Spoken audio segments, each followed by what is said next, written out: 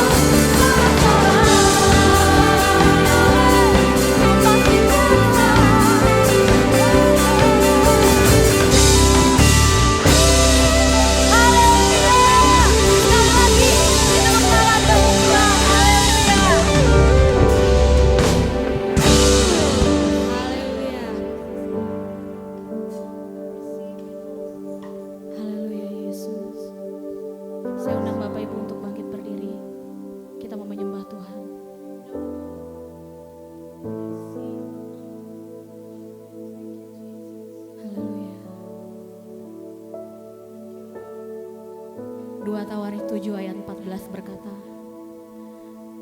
dan umatku yang atasnya namaku disebut, merendahkan diri, berdoa, dan mencari wajahku, lalu berbalik dari jalan-jalannya yang jahat, maka aku akan mendengar dari sorga dan mengampuni dosa mereka, serta memulihkan negeri mereka.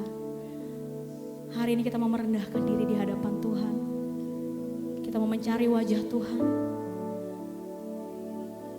Kita mau menyatakan kerinduan kita kepada Tuhan. Katakan, Tuhan aku rindu, Tuhan aku siap. Haleluya. Haleluya.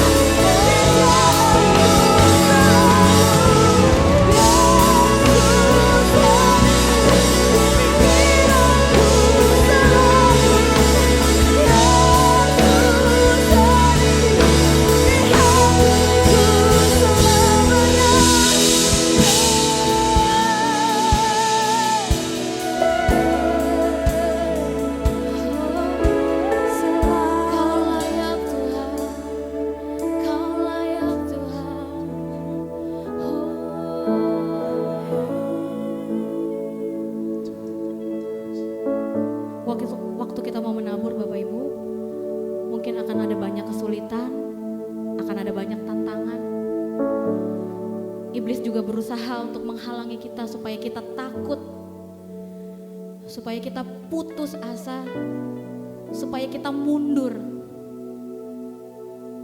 Tetapi hari ini Allah berjanji dan menjamin setiap kita bahwa orang yang berjalan maju dengan menangis sambil menabur benih pasti pulang dengan sorak-sorai sambil membawa berkas-berkasnya. Mungkin kita bertanya-tanya, Tuhan, mungkin gak ya Tuhan mengubah masalahku menjadi berkat? Mengubah sesuatu yang tadinya tidak punya pengharapan menjadi punya pengharapan.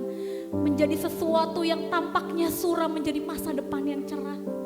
Tapi hari ini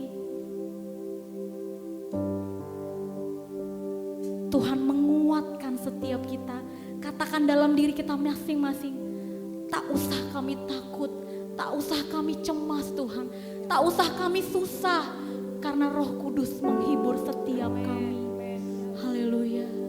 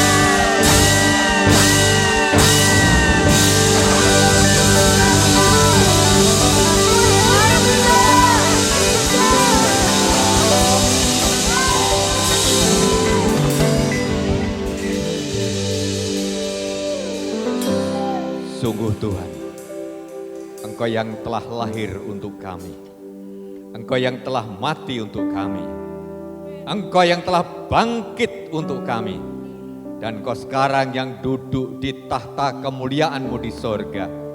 Yesus Kristus Tuhan dan Juru Selamat kami, Engkau layak dipuji dan kami sembah sepanjang kehidupan kami, dari sekarang sampai selama-lamanya. Terpujilah nama-Mu Tuhan. Saat ini di tengah-tengah ibadah jemaat-Mu, GSCA Filipi Klaten ini, kami sungguh rindu untuk boleh menerima lawatan-Mu dan menerima firman-Mu.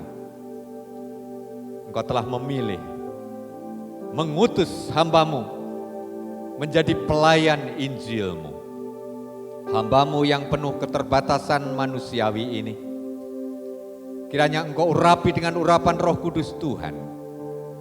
Biarlah dari mulut hamba-Mu menyampaikan firman-Mu, hanya menyampaikan kehendak-Mu dan rancangan damai sejahtera-Mu bagi segenap jemaat-Mu di tempat ini. Berfirmanlah ya Tuhan, kami siap sedia untuk mendengar. Tidak hanya mendengar, tapi untuk mengerti. Dan tidak hanya mengerti, tapi boleh berkomitmen, berjanji iman untuk setia kepadamu, melaksanakan amanat firman-Mu.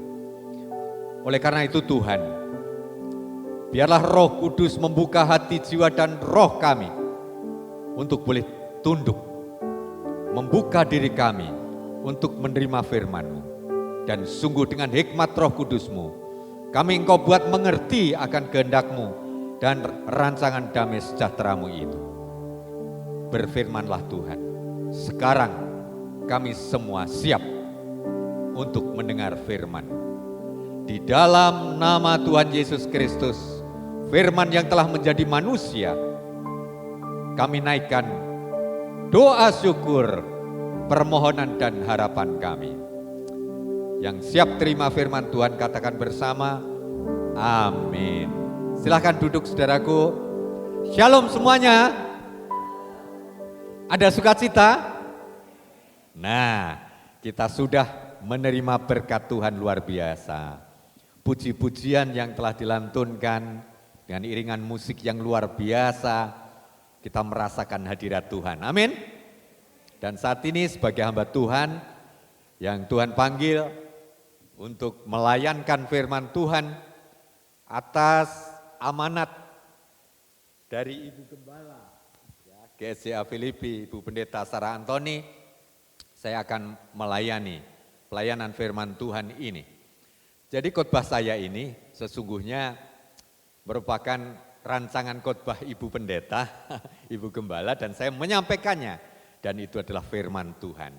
Mari kita terima kebenaran firman Tuhan, amanat firman Tuhan yang saat ini akan kita terima bersama-sama. Tema khotbah ini adalah menabur dan menuai. Saudaraku, soal menabur, ya, maaf ya, maaf, saudara.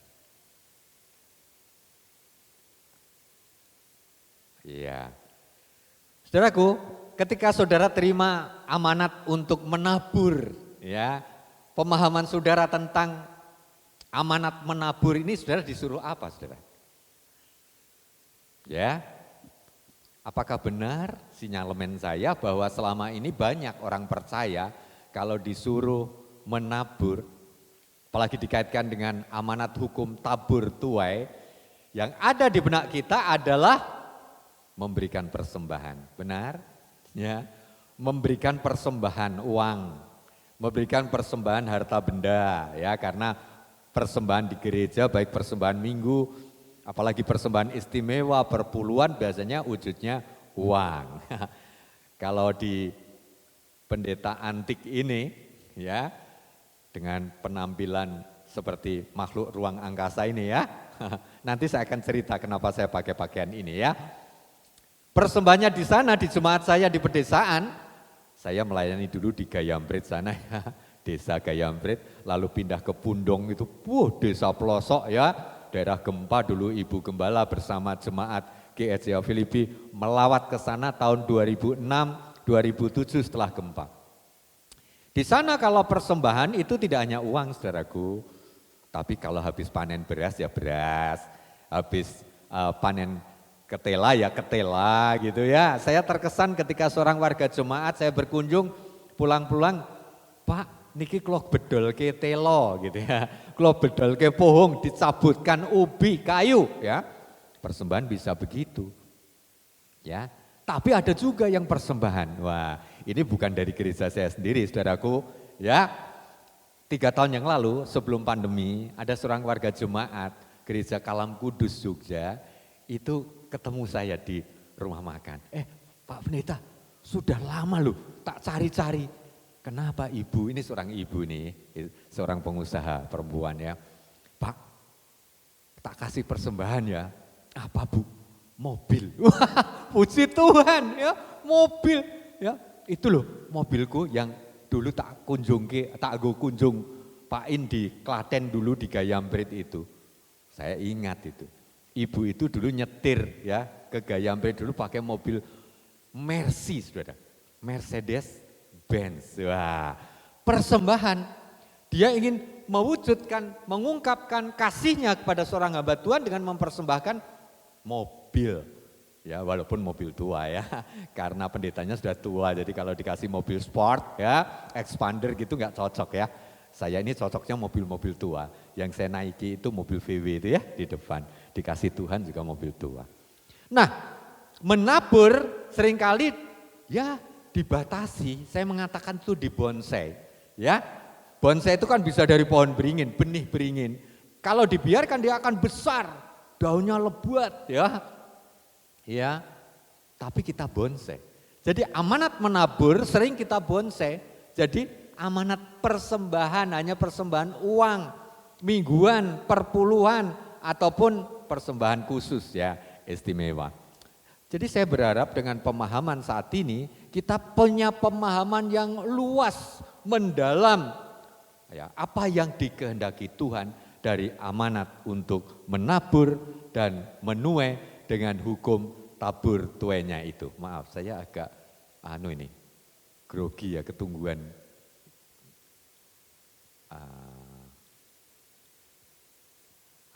Oke.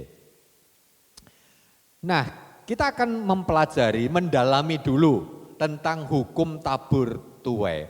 Prinsip yang pertama yang kita terima bersama ya, apa yang ditabur orang itu juga yang akan dituainya. Kita diberi gambaran ini dunia agraris ya saudaraku, soal menabur benih. Pernah saudara menabur benih? Benih apa?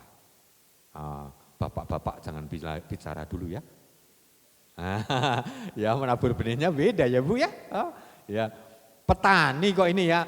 Ya kalau petani di Gayamprit sana ya, sana area persawahan saudaraku, ya Merapi Resto ke sana, naburnya benih padi. Kalau nanti musim kemarau begini di daerah sana saya hafal itu, padi-padi itu dijadikan ladang apa? Saudara perhatikan, ladang tembakau. Ya, jadi Klaten ini sekarang bukan terkenal karena padinya, karena sawah-sawah sudah jadi rumah ya saudaraku, sudah jadi pabrik. Klaten ini terkenal di Jerman ya, karena tembakau Gayamprit saudaraku. Ya, jadi di Bremen sana, ya, Bu Pendeta Sarah Antoni sudah sampai di Jerman. Kalau saya wakilkan aja deh istriku ya, istriku sudah ke Jerman ya. Tapi saya, udah kau aja yang berangkat lah, aku enggak, aku takut kedinginan ya, udah gitu. Ya, di sana Gayamprit Indonesia itu terkenal, bukan Klatennya loh ya, Gayamprit tembakonya ya, itu bahan tembakau untuk cerutu ya. Nah kalau yang masih ada yang merokok, cerutu, wah dulu lagi ya, saya ini perokok, ya jadi tahu nikmatnya cerutu dan tembakau Gayamprit itu ya. Ya, tetapi sekarang sudah lahir baru sejak kenal Ibu Pendeta Sarah Antoni, nggak merokok lagi. Ya, kok saya tidak ditepuki ya? Ya, saya begitu lama bekerja berjuang untuk berhenti merokok dan ketemu Bu Pendeta di Klaten. Sejak tahun 1998 saya berhenti merokok, puji Tuhan. Nah saudaraku, apa yang ditabur orang itu juga yang akan dituainya. Kalau benih padi yang ditanam, dia akan menuai apa saudaraku? Semangka? Enggak mungkin kan, itu hanya Bururi Peso 5 ya, almarhum yang nyanyi itu ya. Buah semangka ya. Apa itu? Lagunya itu lupa saya. Nah, kalau ya kita diajar, kalau yang kita tabur ini kebaikan ya, kita akan menuai kebaikan. Sebaliknya ketika kita menabur hal yang tidak baik, maka kita akan menuai hal yang tidak baik. Pepatah dunia, ajaran ahli bahasa ini ya, kata-kata mutiara mengatakan, siapa menabur angin akan menuai badai ya. Jadi jangan tabur angin, apalagi angin yang keluar dari mulut yang belum gosok gigi. Gimana? Waduh, tutup maskernya kuat-kuat ya. Nah saudaraku, tapi lain kalau disemprot dulu sama parfum ya. Jangan dibiasakan ya. Sekarang orang suka semprot mulut supaya tidak bau. Salah itu, tidak sehat ya. Tuhan sudah ciptakan kita ini ya dengan mulut, dengan bau harum ketika mulut kita mengeluarkan kata-kata pujian, kata-kata yang meneguhkan iman, kata-kata firman Tuhan, itu mulut kita akan menabur berkat. Amin. Ya, saudaraku, ini prinsip yang pertama yang kita lihat.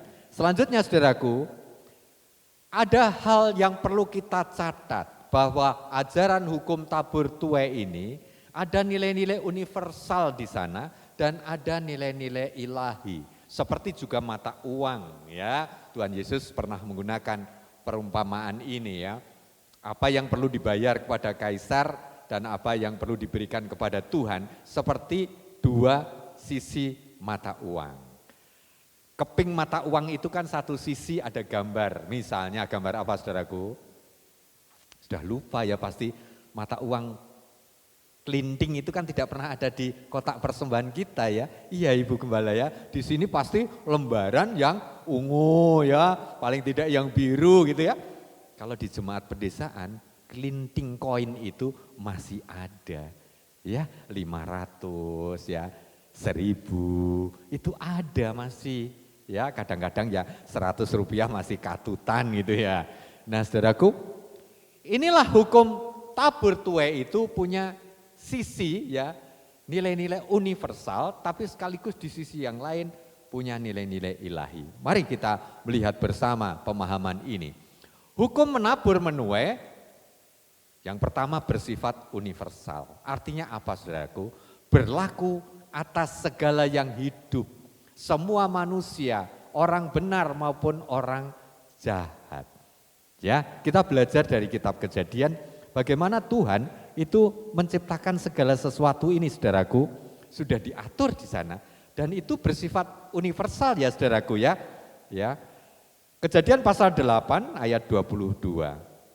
Di sana dikatakan, selama bumi masih ada, takkan berhenti-henti musim menabur dan menuai, dingin dan panas, kemarau dan hujan, siang dan malam.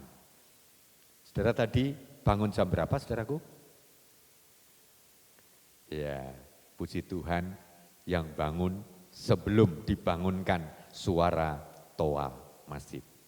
Ya, saya bersyukur saya jadi bangun sebelum ya adzan subuh saudaraku. Karena apa? Tempat saya menginap di Wedi itu ya, rumah keluarga Bapak Ibu Condro, ya dia jam 4 sudah bangun ya. Gledek, lalu dia nyetel lagu rohani. Wih puji Tuhan, masa pendetanya masih mendengkur gitu ya. Saya juga ikut bangun ya. Baru kemudian 4:30 ada suara adzan ya, panggilan untuk sholat subuh ya. Lalu saya melihat keluar, oh masih gelap ya. Tetapi sudah bangun. Sesaat kemudian mulai sedikit terontong.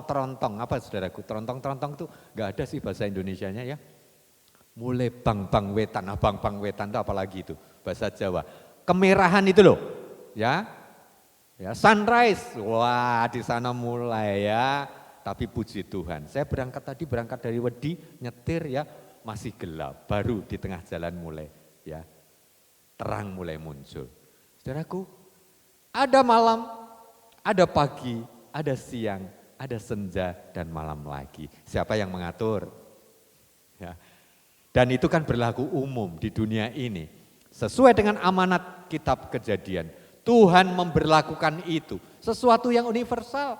Dan bukan hanya orang Kristen yang dibangunkan, ya kan? Bukan hanya orang percaya yang mendapat ya cahaya pagi yang indah. Maka anak-anak bangun pagi-pagi ya, supaya lihat itu sunrise. Jangan hanya seperti yang remaja-remaja itu, taunya sunset di tepi pantai bersama pacar ya. Wah, lihat sunset senangnya itu ya. Kalau di Parangtritis sana di Bukit Pasir itu ya. Nah, saya melihat menyaksikan sunset bersama istri tercinta dan anak tersayang ya, bertiga. Soal duduk dengan pacar itu beda, sudah masa lalu. Masa muda sekarang sudah tua ya. Nah, saudaraku, musim pun begitu. Ada musim menanam ya, menabur benih. Tapi ada musim nanti menuai. Tuhan sudah menentukan kehidupan alam semesta ini dengan hukum yang Dia ciptakan. Ya, hukum alam itu ciptaan Tuhan, bukan dibalik ya, bahwa Tuhan lahir dari hukum alam. Wah, ya kita jangan tunduk kepada teori-teori ya sains ya, alam semesta seolah hukum ini diciptakan sendiri oleh alam. Enggak. Ya, kita tahu bahwa kitab Kejadian pasal 1, 2 tentang penciptaan, segala sesuatu diciptakan oleh Allah serba baik. Setiap kali Allah melihat setelah menciptakan segala sesuatu, Allah melihat segala sesuatu baik adanya. Dan setelah menciptakan manusia dikatakan di kitab Kejadian, lalu Allah melihat bahwa yang diciptakannya sungguh amat baik. Saudara, lihat, rasakan kebaikan diri sendiri. Yuk, raba wajahnya, raba tangannya ya. Wih, Tuhan luar biasa ini ya. Ya, di sana ada yang rambutnya luar biasa ya. Andrew ya. Oh, diciptakan Tuhan serba baik adanya. Nah, saudaraku, ini bahwa nilai universal dari hukum tabur tuai itu. Nah, tapi hukum tabur tuai itu juga bersifat ilahi. Sebagai orang-orang percaya kita menerima ya hukum tabur tuai ini dengan perspektif bahwa Allah memberikannya, menetapkannya, dan kita harus melaksanakannya dengan ya respon iman yang benar sesuai dengan kehendaknya. Hukum menabur menuai bersifat ilahi, artinya hukum ini ditetapkan oleh Tuhan sejak penciptaan dan tidak bisa diubah. Ya, tadi kitab Kejadian pasal 8 ayat 22 tadi. Ya, pengkhotbah mengulang ini ketika di pengkhotbah 3 ya tentang kalau kita sadar kita sudah dilahirkan, kemudian bertumbuh dewasa, kita mulai menua, ya, kita harus sadar proses alamiah yang harus terjadi. Ya, jadi jangan seperti Khairil Anwar ya. Dalam puisinya apa saudaraku? Nah, enggak ingat ya. Kalau saya suka puisi sih, aku kalau sampai waktuku, ku mau tak seorang apa? Lupa. Ya, tidak juga kau. Lalu diakhiri dengan aku ingin hidup 1000 tahun lagi. Umur 30 sudah meninggal dunia. Ya, manusia harus sadar, jangan gembagah ya. Ya, sombong ya ketika masih cantik, ya, ketika masih ganteng ya. Tahu kok. Ya, jangan kemayu, ojo kemayu. Kowe sok ben kaya mbahmu wedok kae. Ya, keriput, ompong gitu ya. Kita harus sadar ya. Ini hukum alam berjalan, hukum tabur tuai berjalan sesuai dengan kehendak Allah Sang Pencipta itu. Nah, amanat Tuhan melalui surat Rasul Paulus kepada jemaat di Galati, saudara-saudaraku, kita boleh melihat bagaimana Allah menghendaki ini. Kita boleh membaca bersama-sama ya bersuara ya apa yang tertulis di sana ya. Mari 1, 2, 3. Jangan sesat, Allah tidak membiarkan dirinya dipermainkan. Karena apa yang ditabur orang itu juga yang akan dituainya. Saudaraku, kalau kita menabur kata-kata baik, pujian ya, wah Mbok Wedok, ini bangun tidur ya, Mbok Wedok itu istriku, my dear ya, kok cantik sekali pagi ini, ya, padahal belum mandi, belum cuci muka kok cantik ya, ya karena apa? Ya, dia bangun tidur sesungguhnya merindukan apa saudaraku? Kopi. Kalau saya cukup teh karena saya tidak minum kopi lagi setelah berhenti merokok. Karena itu pasangan yang serasi ya. Kalau kita minum kopi merangsang untuk minum asap ya, itu bagi perokok ya, bukan bagi yang lain. Tapi saya memutuskan berhenti kopi, berhenti merokok karena itu pasangan yang serasi. Tetapi pada umumnya yang universal tadi ya, ditambahkan yang ilahi, ajaran Tuhan, kalau kita melakukan hal yang baik, termasuk menabur kebaikan, ya kita akan menuai kebaikan. Tetapi yang mempermainkan amanat Tuhan, menabur tuai ini ya, dengan tidak benar, tidak seturut dengan kehendaknya, ya hati-hati. Karena apa yang ditabur orang, itu juga yang akan dituainya. Nah saudaraku, jadi dari sini jelas bahwa ada dua dimensi dari hukum tabur tuai itu, universal itu bersifat umum, dan yang ilahi itu yang dari Allah sesuai dengan kehendak Allah. Selanjutnya saudaraku, dalam melaksanakan amanat hukum tabur tuai ini, hal yang pertama yang perlu kita perhatikan bahwa Tuhan memberikan kebebasan kepada manusia untuk melakukan dan tidak melakukan. Ya. Saudara mau melakukan hal yang baik atau yang buruk itu pilihan. Bahkan saudara memenuhi panggilan Tuhan untuk menjadi umat yang diselamatkan, yang ditebus di dalam karya keselamatan Yesus Kristus, itu pilihan. Bebas kok, bebas. Ya. Oleh karena itu, dari sekian ratus juta orang Indonesia, seberapa yang menjadi Kristen? Terpanggil, ya. Semua diberi warta. Ayo, ini jalan keselamatan di dalam Yesus. Akulah jalan keselamatan dan hidup. Ya. Kebenaran dan hidup. Ya. Orang boleh memilih mau ikut Tuhan Yesus atau tidak. Mau selamat atau mau cari selamat di luar sana. Itu pilihan bebas. Termasuk dalam hal menabur seperti diamanatkan Tuhan kepada kita semua. Bebas, tapi ingat, ada tanggung jawab kita antara melakukan dan tidak melakukan. Hukum menabur menuai bersifat bebas, bertanggung jawab. Artinya ini adalah pilihan bebas setiap orang, dalam hal ini orang percaya termasuk saudara dan saya, namun pada saat yang sama menuntut tanggung jawab karena apapun yang kita pilih berdampak kepada masa depan kita. Saudara, kita mau sekolah atau tidak, itu pilihan.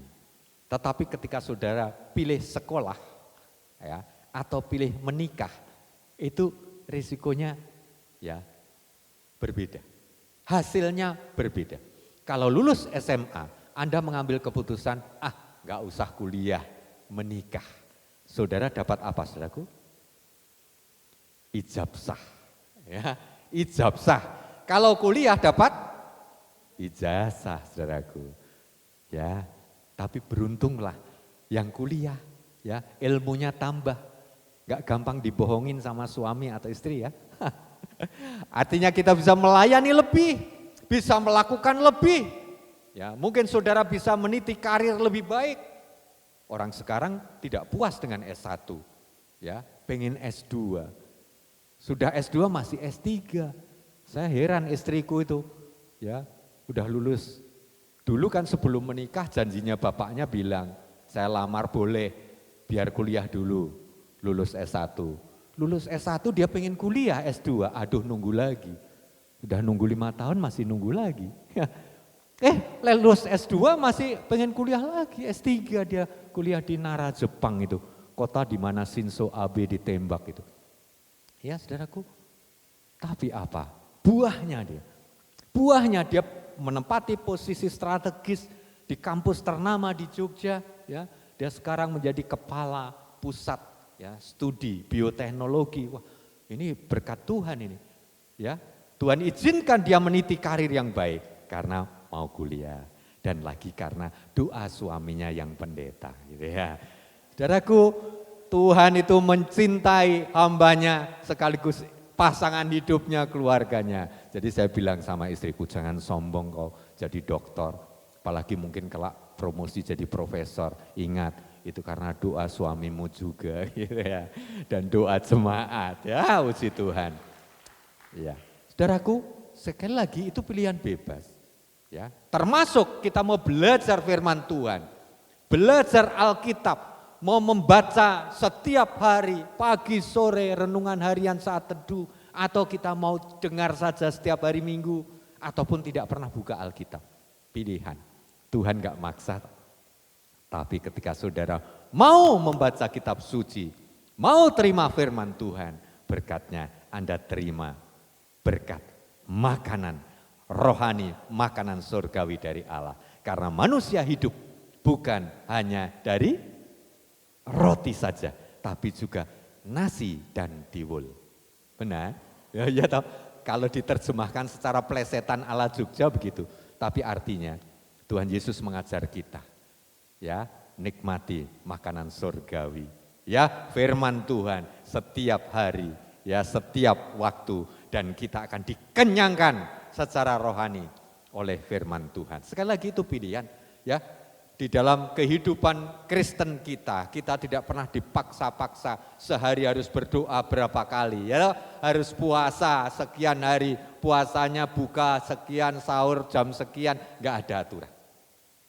Ya, tapi prinsip ya dalam hukum tabur tuai ini bebas tetapi bertanggung jawab. Tahu kalau kita melakukan kehendak Allah, menabur kebaikan, menabur apa yang baik, yang benar menurut Allah, menabur Injil Tuhan, menabur kasih Tuhan, menabur berkat Tuhan, kita akan menuai berkat. Tidak hanya untuk hari ini, tapi untuk masa depan. Bahkan anak cucu kita tak ada yang jadi, apa saudaraku?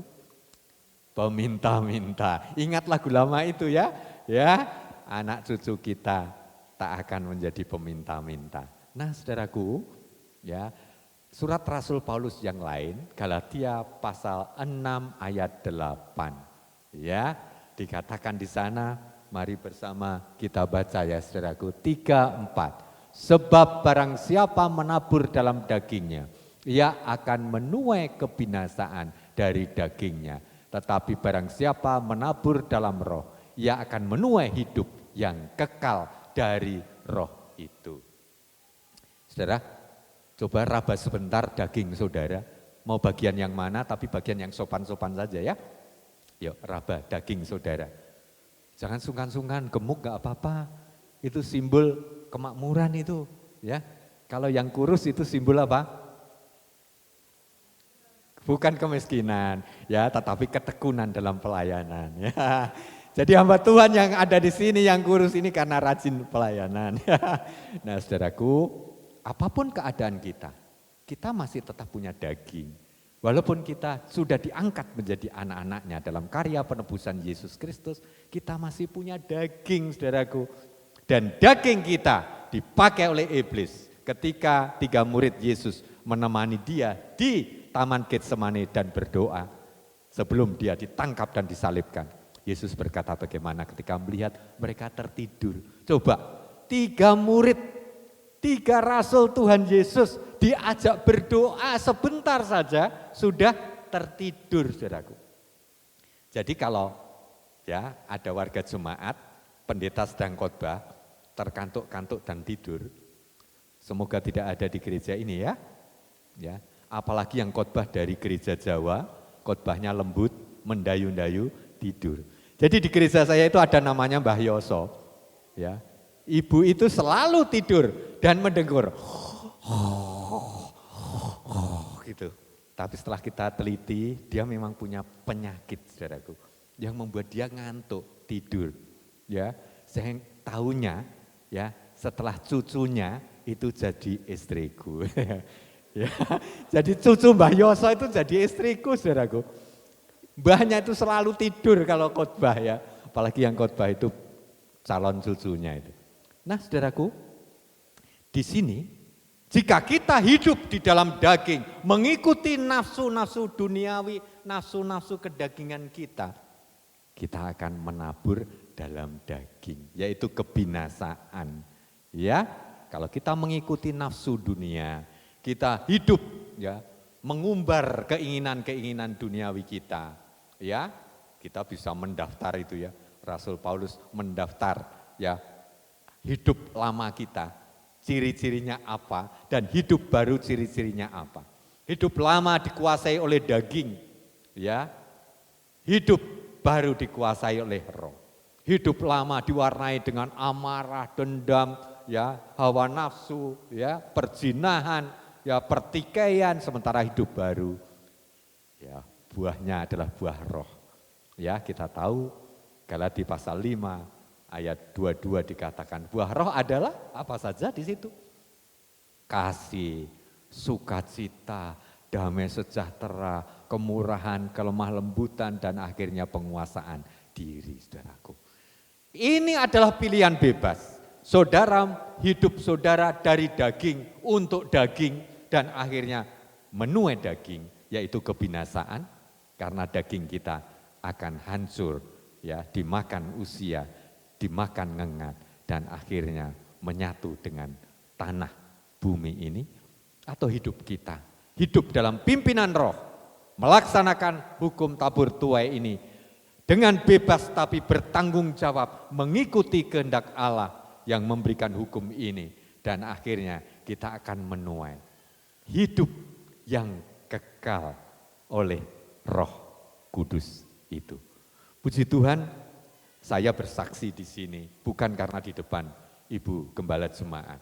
Sebagai hamba Tuhan, saya diperbarui hidup dan pelayanan saya melalui Ibu Pendeta Sarah Antoni ini. Dan saya menemukan betapa hidup dalam pimpinan roh itu, pelayanan saya berubah semakin diberkati oleh Tuhan. Dan saya yakin percaya ini adalah buah, ya, bagaimana Tuhan memberkati saya melaksanakan amanat hukum tabur tuai ini. Nah, saudaraku, apakah saudara-saudara ingin hidup hanya sebagai orang-orang Kristen seperti yang ada sekarang ini? Ya, atau saudara ingin berubah, berkembang seperti saya sebagai hamba Tuhan, tidak puas hanya ditahbiskan sebagai pendeta dan tidak berkarya kreatif, inovatif yang terus berkembang gitu ya. Maka saya mengikuti proses itu. Ada seorang motivator ya itu ya. Ya, maaf. Ya. Motivator ya, Andri Wongso itu ya. Dia motivator terkenal seangkatan Mario Teguh ya. Ya. Nah, dia mengajar kepada kita melalui bukunya ini ya. Bagaimana orang itu sukses jika dia punya nilai-nilai kebijaksanaan, ya, nilai-nilai hikmat, ya, 15 pokok diajarkan. Tetapi selain bukunya, yang menarik bagi saya adalah hidupnya, saudara. Andri Wongso ini kalau kita pelajari nanti di googling saja, diklik ya. Ternyata dia itu sekolah tidak pernah lulus SD, ya. Jadi kelas 6 SD, ya, meletuslah pemberontakan G30 SPKI. Dia keturunan Tionghoa, dia sekolah di sekolah Tionghoa, ya. Sekolah Tionghoa ditutup waktu itu. Bahkan keluarga-keluarga Tionghoa ya mendapat diskriminasi luar biasa. Persekusi luar biasa. Ancaman, ya, bahkan banyak diantaranya warga negara Indonesia keturunan Tionghoa yang menjadi korban, ya, penindakan dari oknum waktu itu, oknum penguasa waktu itu tanpa pengadilan, ya, membuat vonis atau putusan sendiri. Banyak saudara-saudara kita keturunan Tionghoa yang menjadi korban, ya. Nama-nama dipaksa untuk diganti, ya. Ya. semua orang Tionghoa waktu itu harus mengganti nama. Ya, kelenteng-kelenteng ditutup, ya, pusat-pusat kebudayaan Cina ditutup. Nah, diskriminatif. Nah, Andri Wongso ini salah satu korban dari keluarga yang mendapat persekusi dan diskriminasi ini. Dia tidak menerima kenyataan hidup begitu saja. Dia ingin berubah hidupnya.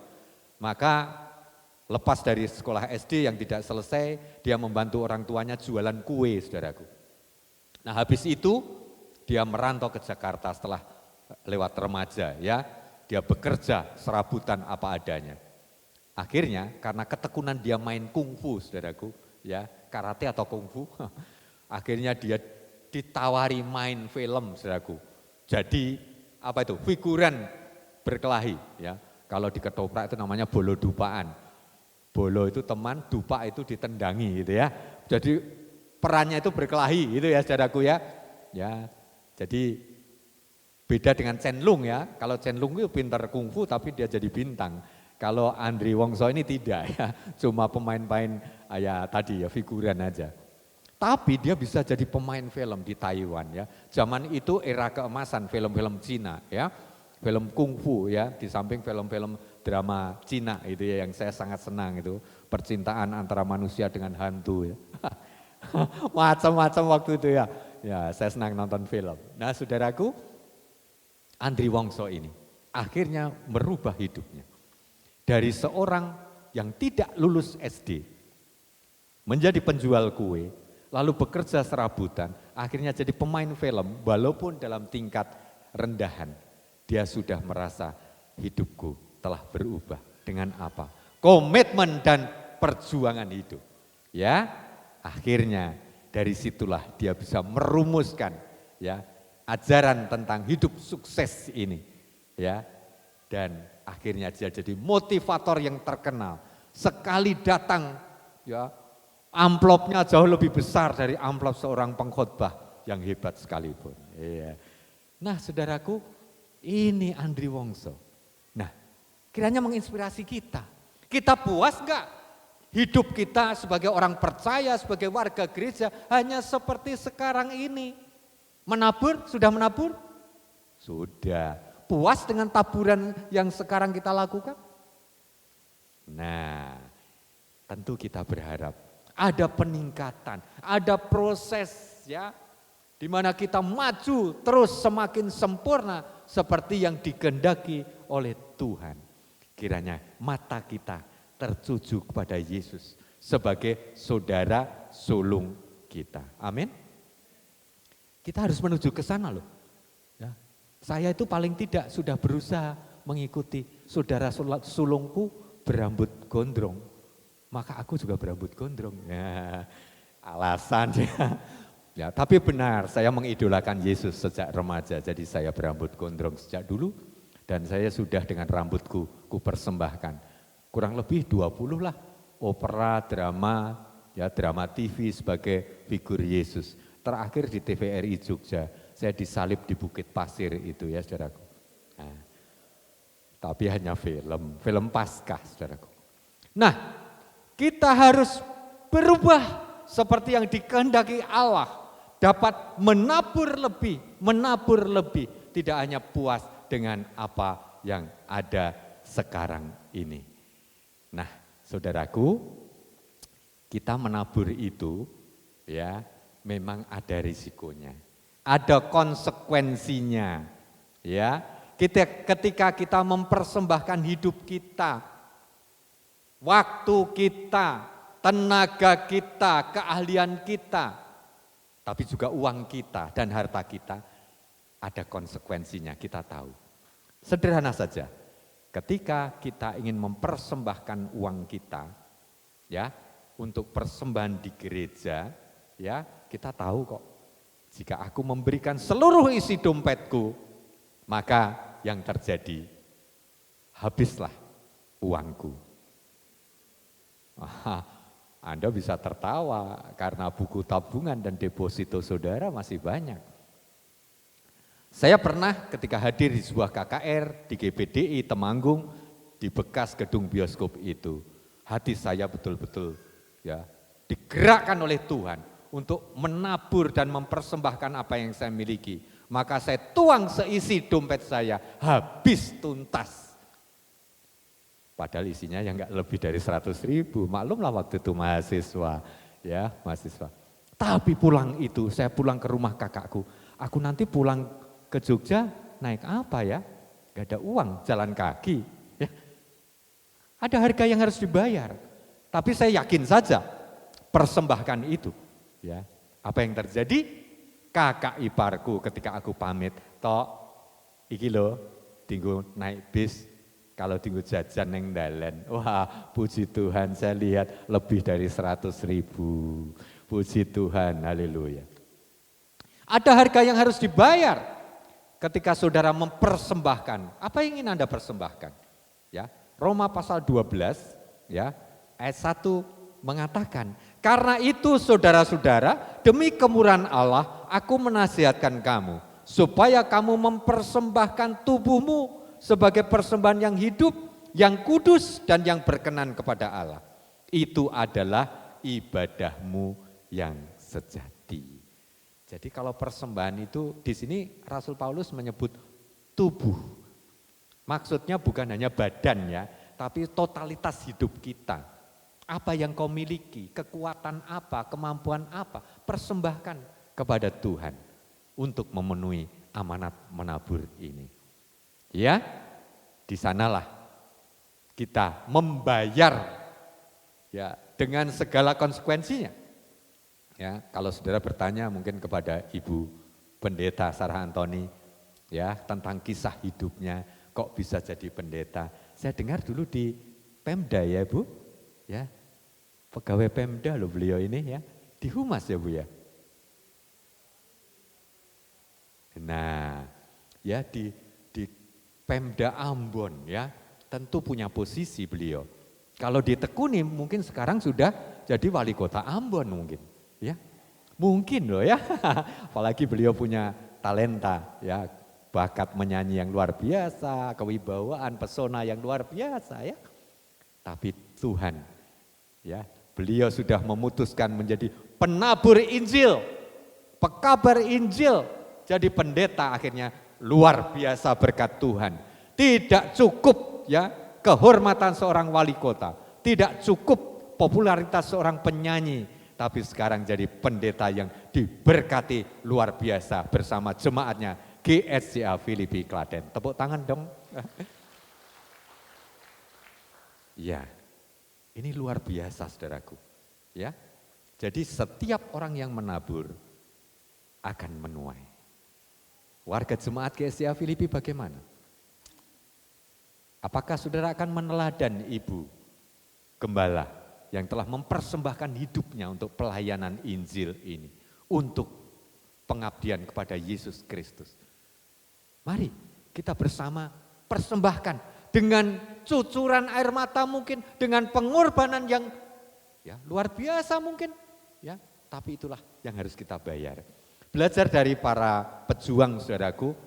Kebetulan ayah saya seorang mantan veteran perang yang kemudian jadi TNI. Dia cerita, ya selalu setiap hari itu ketika masa tua itu saya anak yang paling setia menunggui orang tua. Dia cerita bagaimana berjuang, berkorban. Ya, misalnya dia karena dia orang Solo, dia harus berjuang, ya berjalan ke Klaten, jalan kaki.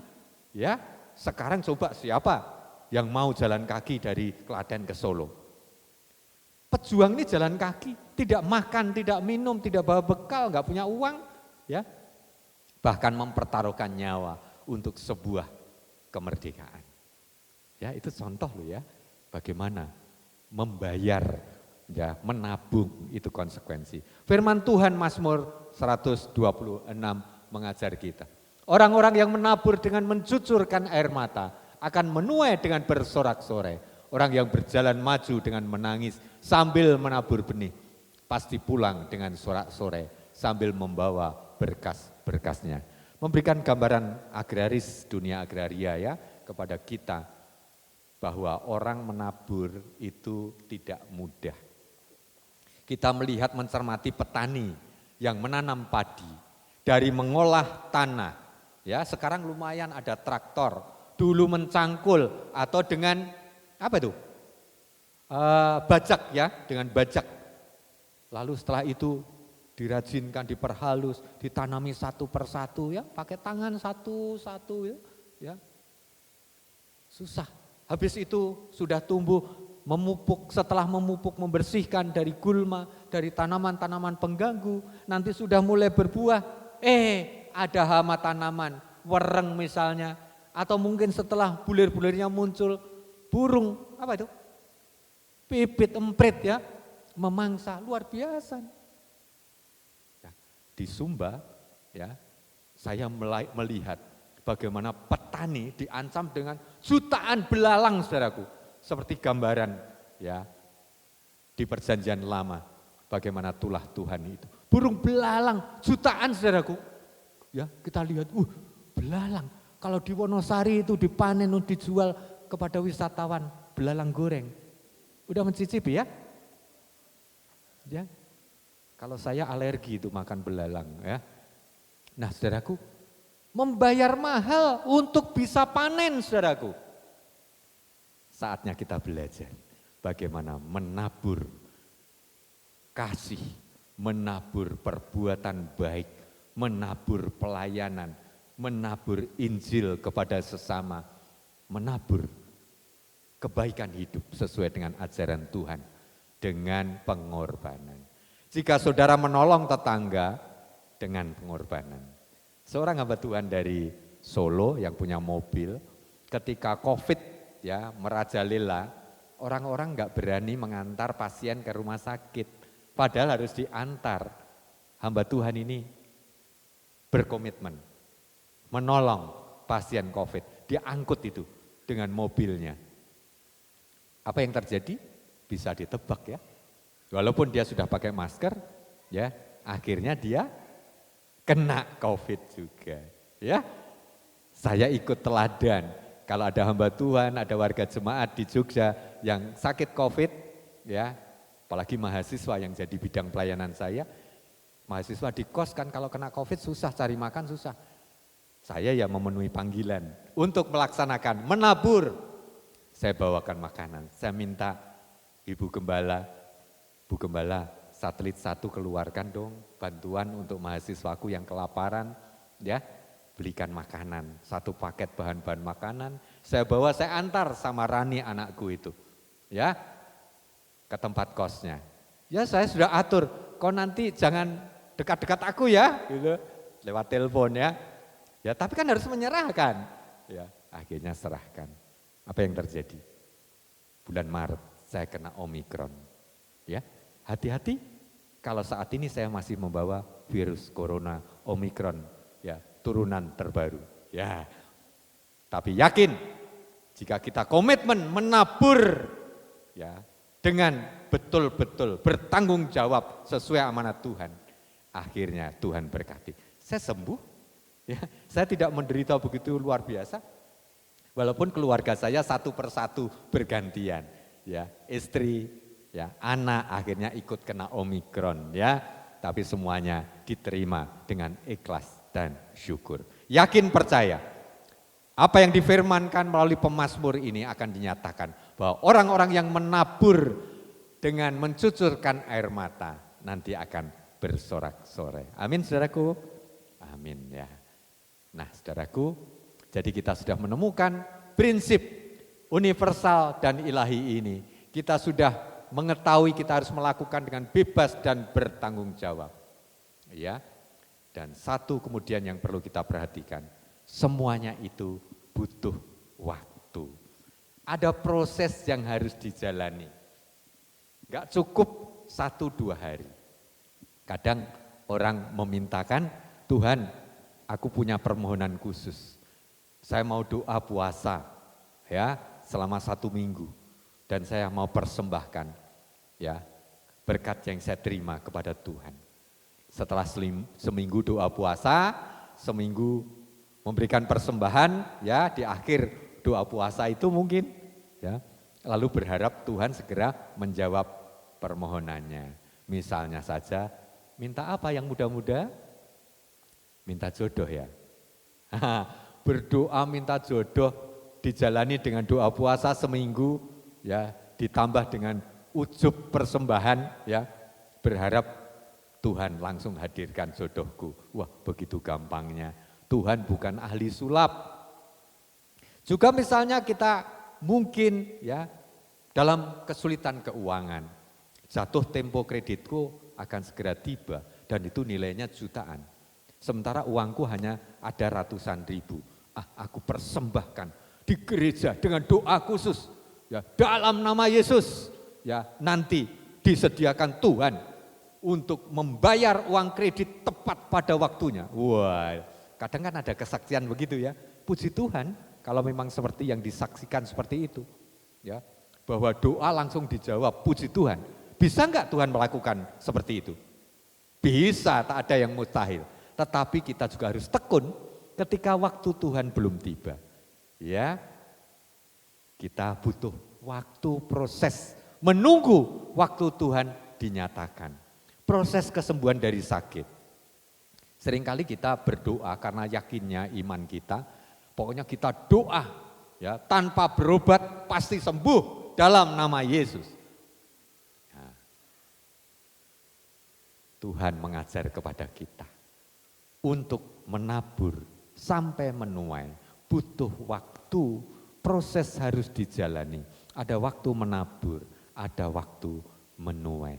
Sebelum menuai, ada hal-hal yang harus dikerjakan. Karena itu, sebelum berkat dicurahkan, sebelum jawaban atas doa-doa kita dinyatakan, sabarlah, tekunlah mengikuti proses itu dengan baik.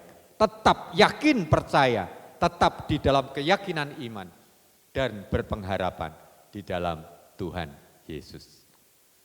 Akhirnya saudaraku, firman Tuhan di sana seperti di Galati pasal 6 ayat 9-10. Mari kita baca bersuara bersama-sama. Janganlah kita jemu-jemu berbuat baik, karena apabila sudah datang waktunya, kita akan menuai jika kita tidak menjadi lemah. Ini godaan orang percaya, menunggu waktu Tuhan. Maka saya senang sekali lagu Waktu Tuhan pasti yang terbaik, walau kadang tak mudah dimengerti. Lewati cobaan, ku tetap percaya waktu Tuhan pasti yang terbaik. Tuhan, kalau sampai saat ini saya masih jomblo, Tuhan, beri kekuatan menunggu waktu Tuhan dinyatakan. Kalau saat ini aku masih belum bisa memenuhi kebutuhan rumah tanggaku, ajar aku untuk tekun, walaupun mencucurkan air mata, tetap di dalam iman, dengan menangis tetap menabur benih. Saatnya nanti kita akan menuai. Jangan jemu-jemu, berbuat baik. Dan akhirnya seturut dengan firman Tuhan untuk menabur dengan tekun, terus menerus dilakukan dengan kesetiaan kasih kepada Allah kita. Kita akan endingnya panen itu. Ya, Roma pasal 12 ayat 1 tadi, ya. Jadi kesimpulannya saudaraku, menabur dan menuai, ya, secara khusus soal hukum tabur tuai bukanlah sekedar urusan persembahan uang atau harta benda, melainkan soal persembahan hidup dari setiap orang percaya untuk terus melakukan itu, mempersembahkan hidup sebagai ibadah yang sejati. Nah, saudaraku, saya ingin mengajak kita dengan perumpamaan tomat dan jati, menanam benih tomat dan benih jati. Menanam buah tomat, menanam benih tomat butuh waktu berapa lama, saudaraku? Ayo ibu-ibu, jika ingin panen masak, nggak usah beli, tanam tomat. Dalam waktu hitungan 1 bulan, ya, 2 bulan sudah panen, benar? Benar, ya. Tapi ingat, usia tomat berapa bulan? Sampai 1 tahun? Ya, 1 tahun sudah mati dia. Buah tomat wah ranum-ranum ya. Tapi nanti berapa hari dia akan menjadi layu ya saudaraku ya. Menjadi busuk saudaraku. Ingat itu pohon jati. Pohon jati ditanam untuk panen butuh waktu 10 tahun mungkin. Bahkan 20 tahun, ada yang 40 tahun. Dan semakin tua semakin mahal harganya, nilainya semakin tinggi. Maka jangan menilai ya, pasangan hidup semakin tua semakin tidak dihargai ya. Tua-tua keladi, makin tua makin menjadi. Tapi menjadinya anak-anak Tuhan semakin dekat Gusti, semakin menyatu dengan Tuhan ya, semakin berhasil di dalam pelayanan kepada Tuhan ya. Tua-tua keladi bagi orang percaya harus dimaknai, bukan soyon dadi dalam hidup ya, kedagingan, tapi semakin menjadi hidup dalam roh. Amin saudaraku ya. Jadi istri-istri kalau suaminya mulai menua ya, ingat dia semakin hebat itu sebagai pendoa yang hebat. Amin. Jadi warga jemaat yang tua-tua itu jangan merasa tidak berharga. Semakin Anda tua, mainkan peran menabur dengan kemampuan saudara berdoa dengan waktu yang lebih banyak terus menerus. Ya, ketika masih muda produktif, ya sulit kan mencari waktu untuk berdoa ya. Berangkat kerja aja lupa berdoa. Sibuk, cepat-cepat ya. Kalau sudah tua, sudah pensiun ya, saatnya waktu dipersembahkan untuk Tuhan, menabur melalui doa-doanya. Pohon jati, lama tumbuhnya, lama menjadi besar, lama akhirnya panen, tapi di sanalah harganya luar biasa. Kalau saudara pergi ke pastori saya di Sleman, saudara akan menyaksikan rumah kayu jati. Ya, umurnya sudah lebih dari 50 tahun. Tapi semakin tua, semakin mengkilat kalau digosok, dibersihkan. Weh, luar biasa. Seorang teman dari Mentawai, Pak, itu digosok pakai minyak kelapa, apalagi minyak kelapa gading. Wah, luar biasa katanya. Wah, saya membersihkan aja kurang rajin. Nah, saudaraku, mari belajar dari perumpamaan ini. Teruslah menabur, tekunlah berproses, tahan derita konsekuensi, ya. Anda akan memetik buahnya, menuai hal yang baik.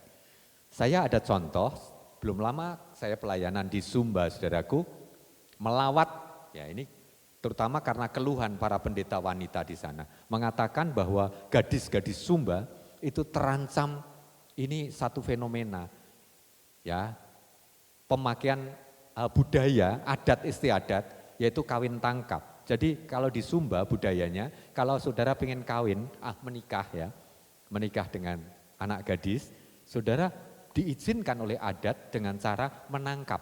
Jadi dia sedang berjalan, nanti ditangkap. Bawa ke rumah cowoknya, lalu dikirim utusan ke tempat keluarga gadis, lalu bilang, aku melamar anakmu. Anakmu sudah dibawa anakku di rumah sekarang. Ya. Tapi sekarang disalahgunakan. Orang-orang yang ingin punya istri kedua, orang-orang yang ingin istri dengan pemaksaan, ya pemaksaan kehendak, melakukan kawin tangkap dan menggunakan preman-preman untuk menangkap gadis-gadis ini. Diculik saudaraku, di YouTube sudah buka, kawin tangkap di Sumba.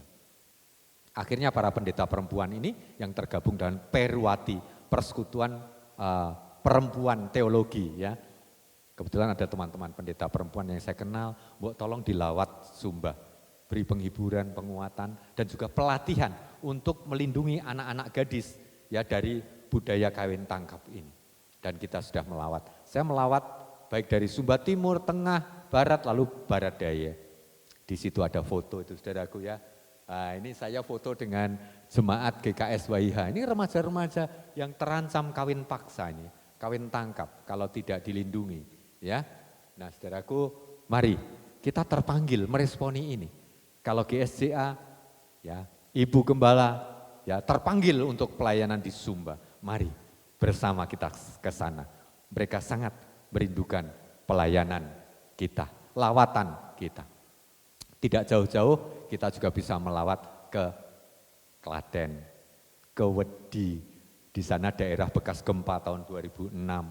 Para geolog meramalkan bahwa siklus ya gempa itu akan terjadi lagi. Entah kapan terjadinya, tidak bisa diramalkan.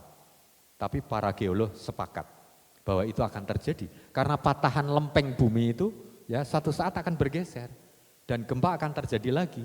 Ya, jadi kalau membangun gedung gereja dibuat lebih kuat. Nah, puji Tuhan sudah dibuat kuat. Amin. Ya. Dan juga oleh karena dukungan warga jemaat GSA Filipi menabur, ya akhirnya bisa dibangun gedung gereja yang kuat ini. Mari kita menabur dengan cara yang berbeda. Atau dilanjutkan, menabur lingkungan kita dengan Injil, dengan tindakan kasih, dengan kebaikan, kemurahan hati, ya untuk mereka yang menderita. Nah, saudaraku, saya sudah share dengan Ibu Gembala, kita akan mencoba bekerja sama membangun rumah pelayanan. Ya, kesaksian orang Kristen bagi lingkungan, ya, tidak pandang agamanya, suku bangsanya kita layani. Ini kita melaksanakan amanat menjadi surat-surat Kristus, menjadi penabur-penabur Injil. Maka kita sedang merencanakan pembangunan pusat pelayanan masyarakat. Apakah saudara terpanggil untuk mendukung? Ya, tentu yang internal juga terus didukung. Ya, Ibu Gembala sudah share tadi, ingin membangun ya pusat kegiatan kaum muda, youth. Mari kita dukung supaya bisa terselenggara. Barusan kita selesai ibadah satu, seorang warga jemaat mengatakan, "Mbok, rumah saya dipakai." Ya, Ibu Gembala ya. Baru saja selesai ibadah ini. Yang pertama tadi, seorang warga jemaat mempersembahkan rumahnya dengan luas 200 meter untuk pusat ya, youth center berkegiatan kaum muda. Saya usul ditambahkan yang tua gitu ya, yang lansia itu ya, biar karaokean rohani di sana itu ya. Jadi jangan yang muda saja yang dilayani, tapi yang tua-tua juga dilayani. Mari saudaraku, akhirnya kita tutup perenungan atas firman Tuhan, perenungan atas hukum tabur tuai ini dengan komitmen. Aku mau mempersembahkan hidupku karena lebih dulu Tuhan mempersembahkan hidupnya untukku. Amin. Yesus sudah lahir, dia mati untuk kita, dia bangkit untuk kita. Apa yang akan kau berikan untuk sahabat kita yang merelakan nyawanya untuk hidup kita semuanya? Selamat menabur dengan tekun dan akhirnya selamat menuai berkat Tuhan. Amin. Saat teduh bagi kita.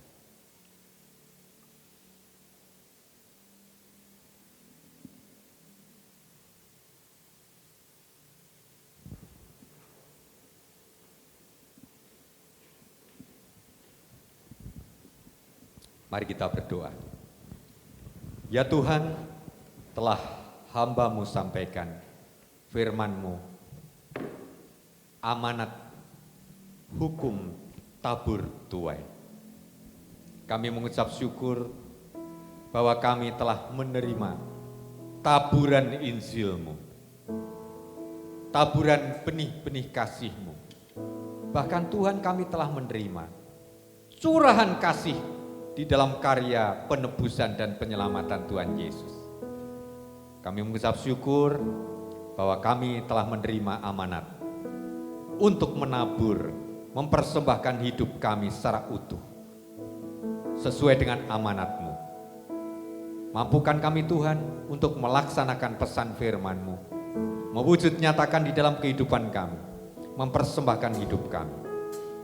Dan saatnya Tuhan, kami yakin percaya bahwa janji-Mu ya dan amin, bahwa Engkau akan memberkati kami sebagai orang-orang percaya yang akan menuai dari apa yang kami kerjakan seturut dengan pesan firman.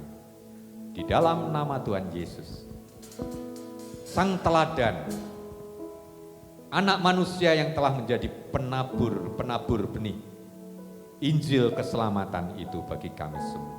Di dalam nama Tuhan Yesus, kami naikkan doa kami. Amin.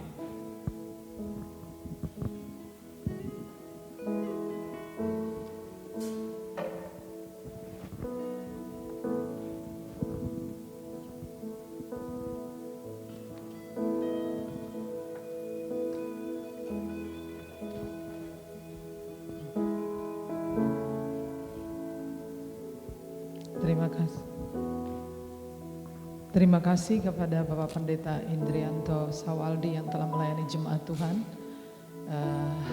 pagi ini, tadi dan sekarang, kemudian nanti sore. Jadi dalam 3 sesi dan kami sangat diberkati.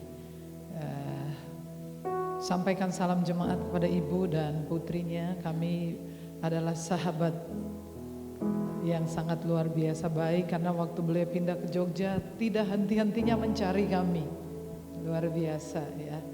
Oke, saya akan menyampaikan beberapa pengumuman. Yang pertama adalah SOM, Sekolah Orientasi Melayani, program 1 tahun, menghimbau kepada seluruh jemaat untuk bergabung, terutama yang melayani Tuhan, yang terlibat dalam semua pelayanan, ikut 1 tahun sekolah gratis ya. Jadi biar saudara-saudara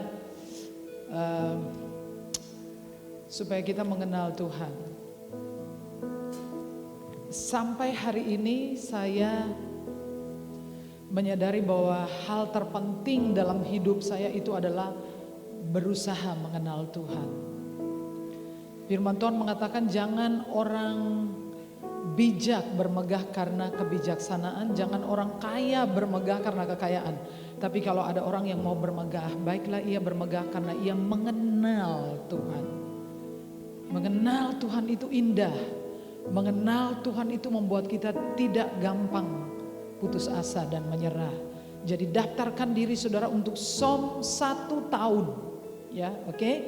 Kemudian pengumuman yang berikut adalah sekolah minggu keempat. Ada harnas di sore hari, jadi semua anak-anak diajak untuk hadir dalam minggu keempat ya. 4 apa 5 ya? Mbak Ambar 5 apa 4? 4. Ya berarti next ya, next Sunday. Kemudian rapat diaken besok jam 18.30 atau setengah 7 untuk para diaken, berkaitannya dengan ulang tahun gereja di bulan depan. Lalu ada rapat untuk pertemuan dengan para penerima tamu atau asyar ya di tanggal berapa itu? 20 Juli. Jamnya sama 18.30. Dan sekarang kita akan tadi Pak Pendeta mengatakan saya punya impian untuk kaum muda dan sudah dapat tanah, tetapi tentu saja bangunnya kan itu bukan uang sedikit ya. Jadi saya baru sempat ngomong-ngomong, kemudian ada salah seorang jemaat Filipi juga ya yang menawarkan rumahnya. Pak Eko Purnomo menawarkan rumahnya di situ, dan itu luar biasa saudara ya, itu cukup besar, cuman tinggal kita modif bagian dalamnya cocok untuk tempat nongkinya orang-orang muda ya. Asik ya, luar biasa. Tuhan itu sangat indah, sangat ajaib. Kita akan menyaksikan sebuah video dari youth. Saya minta, saya sudah share di grup, jadi tolong semua jemaat subscribe YouTube channelnya Kaum Muda.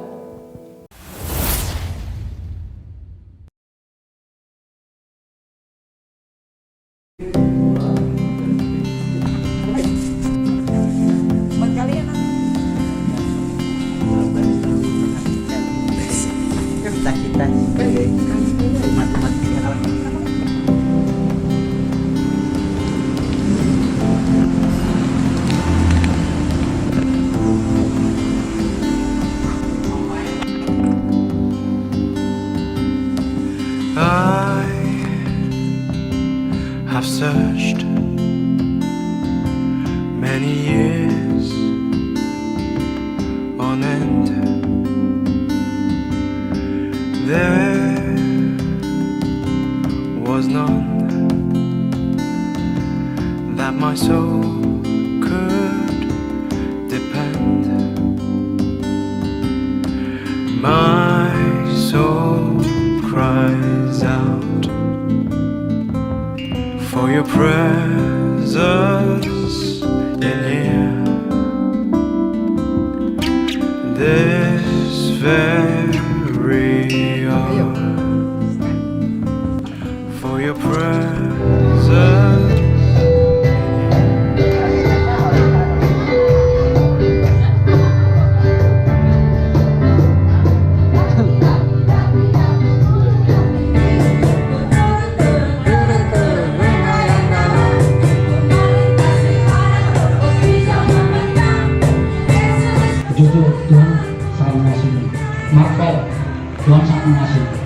Tio berharga buat Tuhan, Esa, Ian, Eli, Daniel, Andre, semua kita di sini berharga. Katakan pada diri sendiri, saya adalah biji makanan Tuhan. Saya berharga buat Tuhan. Ubah pola pikir teman-teman. Ubah pola pikir. Jangan sembunyikan dan mengabaikan lukamu. Katakan kepada Tuhan dan biarkan Dia membalut lukamu dengan kasih-Nya. Kalau di dalam hatimu ada sampah, buang sampah itu. Jangan dibiarin. Itu akan membusuk dan membuat hidupmu semakin busuk. Saya berkata seperti itu. Kenapa? Karena saya peduli dengan teman-teman yang awalnya terhambat karena gambar diri yang rusak. Teman-teman melesat ketika teman-teman melepaskan semuanya. Kamu adalah karya seni terbaik dari semua. Jadi dari segala ciptaan Tuhan, kalian adalah karya seni terbaik dari Tuhan. Kamu lebih berharga dari segala ciptaan yang ada di dunia. Tanamkan di dalam hatimu. Mulai sekarang, jikalau ada orang-orang yang menganggapmu sebagai sampah, menganggapmu sebagai seseorang yang tidak berguna dan tidak berharga, ingat ini baik-baik. Bapa di surga sangat mengasihi. Dibunyikan gambar diri kami dikembalikan seperti semula, seperti halnya manusia mula-mula yang dapat berhubungan sangat intim dengan Tuhan, yang dimana keadaannya sungguh mulia di sana. Kami minta Tuhan diciptakan baru, diciptakan menurut kehendak Allah. Ketika kita percaya kepada Yesus, saat itulah darah Yesus menyucikan semua dosa-dosa kita di masa lalu dan memberikan kepada kita manusia baru. Tidak salah kalau kita berkata bahwa penyembah-penyembah benar akan menyembah Bapa dalam roh. Kenapa dalam roh? Ayat 24 berkata karena Allah itu adalah roh, dan barang siapa menyembah Dia, kata wajib atau tidak, harus menyembahnya dalam roh dan kebenaran. Kalau saya kan anak kuliah, kalau saya kan anak kerjaan, ya bukan itu kerjaan saya. Bangun pagi ya saya mau siap-siap kerja, saya mau siap-siap sekolah, saya mau siap-siap kuliah, mempersiapkan kelengkapan-kelengkapannya. Saya mau kasih tahu bahwa Tuhan mau manusia baru itu, rohnya yang baru, yaitu roh kita menyembah dulu kepada Tuhan ketika kita bangun pagi. Orang yang membaca dan merenungkan firman Tuhan setiap hari, kita berkata perjalanan cita-citamu, rencana kuliah, rencana bekerja, rencana usaha, rencana rumah tangga dan lain sebagainya, kau harus dimurnikan. Ya. Firman Tuhan mengatakan bahwa iman itu, emas itu aja dimurnikan untuk menentukan kadarnya, betul ya? Iman itu lebih berharga dari emas.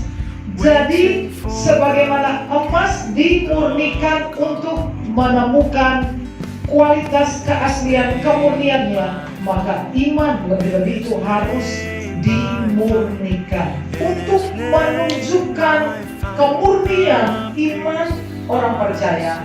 Itu bukan ketika keadaannya semua baik loh, tapi justru ketika kita kemudian dimasukkan seperti di dalam perhatian. Kadang-kadang masalah itu datang rombongan loh, tapi saya ingin beritahu kepada kalian bahwa masalah itu juga adalah bagian daripada pemurnian. Kalau tidak ada masalah, kita semua kan baik-baik saja, manis-manis aja, cakep-cakep aja. Tapi ketika kita mengalami tekanan, kita baru diuji. Tapi pilihan untuk hidup benar, tapi engkau harus bersikap seperti ini. Prinsipnya adalah saya memutuskan untuk tidak menajiskan diri. Kalau engkau memilih untuk tidak menajiskan diri, maka Tuhan akan mengerjakan selebihnya. Ku sendirian, kau ada di setiap waktu, hati di hidupku, semuanya akan indah bersamamu. Kalau memegang nafasku, Kau Tuhan yang ku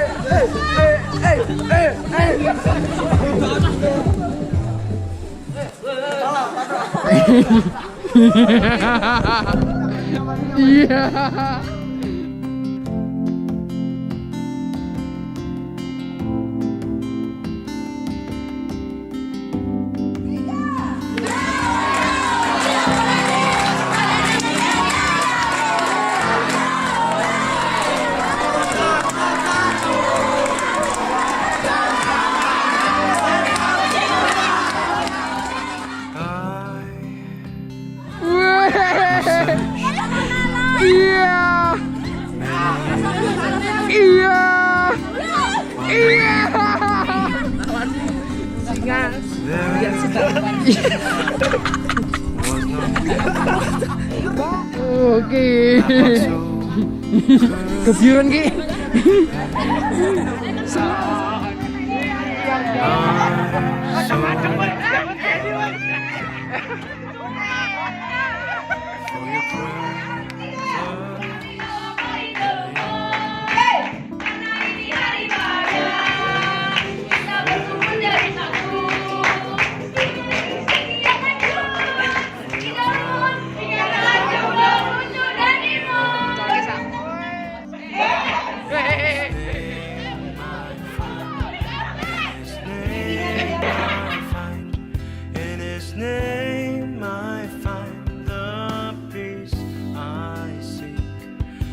Halo guys, nama aku Dinda. Hai guys, kenalin aku Felicia. Halo guys, dengan saya Tegar Ika Saputra. Aku bersyukur banget tahu kemarin bisa ikut retreat, dapat pelajaran salah satunya itu tentang mengenai pengampunan. Kita adalah anak Tuhan. Jadi kalau Tuhan bisa mengampuni setiap anak-anaknya, setiap umat-umatnya, kita pasti juga bisa dong buat mengampuni orang-orang yang bersalah pada diri kita. Seperti yang Tuhan ajarkan untuk kita. Dari sesinya Mas Junta itu, aku jadi ngerasa nggak usah insecure, nggak usah ngerasa minder sama apa yang ada pada diri kita sendiri. Ya pokoknya kita ngerasa kita kalau berharga buat Tuhan gitu.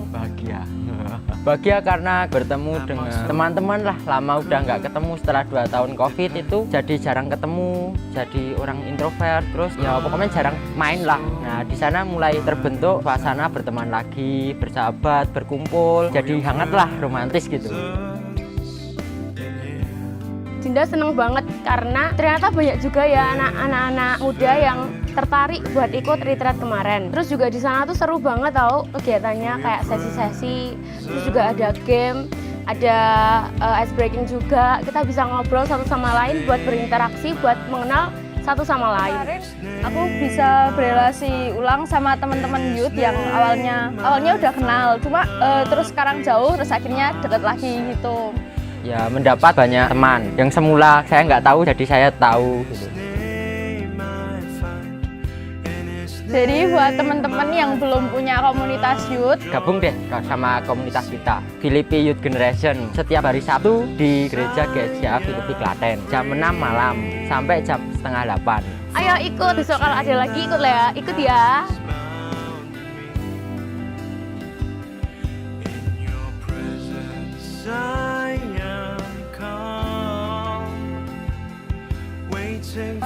Dan mulia Budi. Oleh karena angka.